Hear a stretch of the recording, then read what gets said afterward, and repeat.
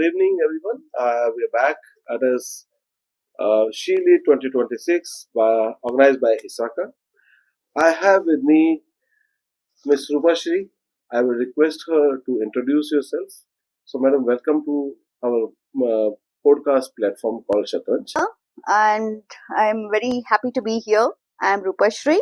I'm the CEO of Rangalakshmi Nethralaya, and wishing all the women a very happy Women's Day, not just today, every day. And men are always there within women, so it automatically they are also greeted. Yes, sir. Thank you. So nice of you. And the kind of analogy you've given me, it's good. Like, women and men both are, nobody's apart, right? We are together. I would like to understand, as you are on a board position, you're in the hospital as a CEO, what do you see on this leadership role? What kind of challenges usually a person face from coming from the junior level, reaching to a senior level, the kind of challenges, risk you see, and what kind of message you want to give to the new generation to achieve this kind of thing? Yeah. Luckily, since it is me and my husband, it was our hospital, so I didn't have the troubles of climbing up the ladder. I was already at the top. But yes, I had other issues because we had a lot of these staff. Each of these are paramedical staff, or they could be people who have just completed their 10th or the intermediate, and they're not very well versed with the policies and procedures. They don't understand the importance. So making them understand, getting them straight into the line and doing things was a big task. And I was working in the corporate, and there I was working for Royal Bank of Canada, an ODC, and I used to strictly follow the policies and procedures. And suddenly when I came here, it was totally different. So keeping them all in place and trying to tell them the importance was a big task for me. So that's definitely there. And patients as such, we deal with various different kinds of patients, and we are in the service industry. So it is a bit of a challenge for me. Sometimes I'll have to speak to many of them, different mindset. And some people will have a problem with the eye. We have to counsel them, we have to tell them. So these are the other part of the problems of a health sector. Counseling becomes a major issue there.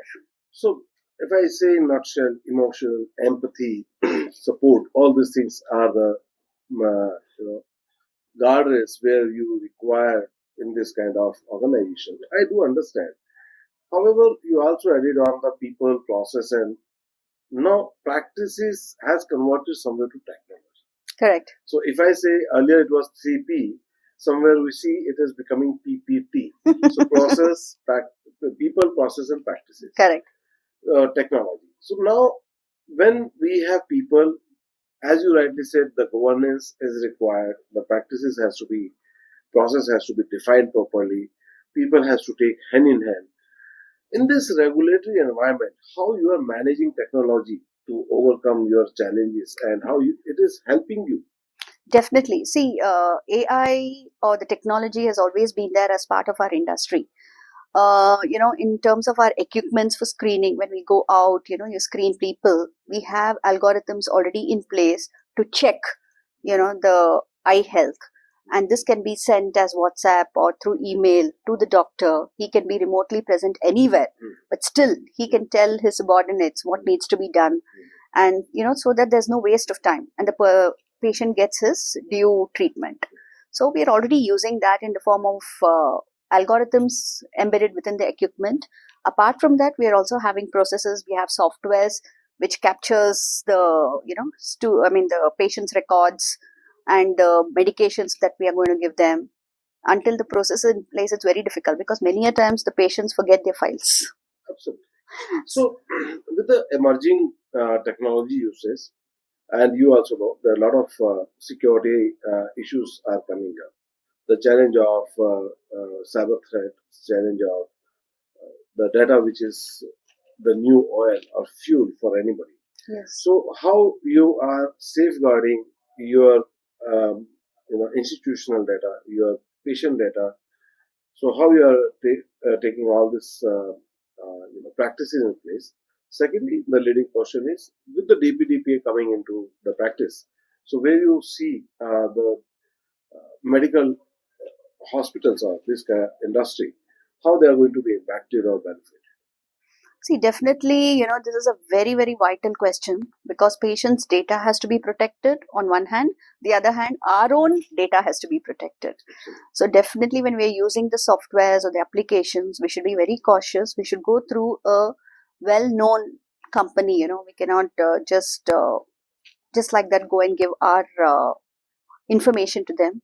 So all these doctors, they have their annual conferences, and they actually have trust in some of the organizations who are really genuine and who do not sell the data. See, it's not just our hospital data can be sold to another hospital, so sometimes the ethics can go wrong, so that we have to be very careful. See, each of us should trust ourselves. We should also see that we protect ourselves and we protect our competitors also. Well, nicely said, ma'am. Yeah. And before I conclude this session, I would like to have your 2 cents on the today's event organized by ISACA on SheLeads 2026. So, we'd like to have your feedback. It is wonderful. As I said, SheLeads 2026 is great because I'm seeing a lot of women power today from morning till now. Different topics have been spoken. And,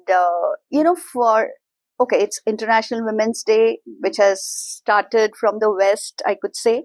But actually, in our own country, woman has always been worshipped. She is the Nari, she is the Shakti. So it's been there throughout, and it's nothing new for us. We are always there. We are the superpowers. We are the security systems at home, at office, for everyone. So, and today what you actually organized today was wonderful. The aura has spread further by you telling people that she leads tech. Yeah, wonderful, and thank you for your nice words. And until then, we will connect you again in one of our event, the talk show by the name of Shatranj, where we talk how the leadership or the board or the people on the organization level, how they think 5 moves ahead, how they play like a grandmaster in this game of enterprise or entrepreneurship, because that is how they grow. Look forward. Thank you. Thank you for giving your time. Thanks a lot, and all the best to all the people who have conducted the show.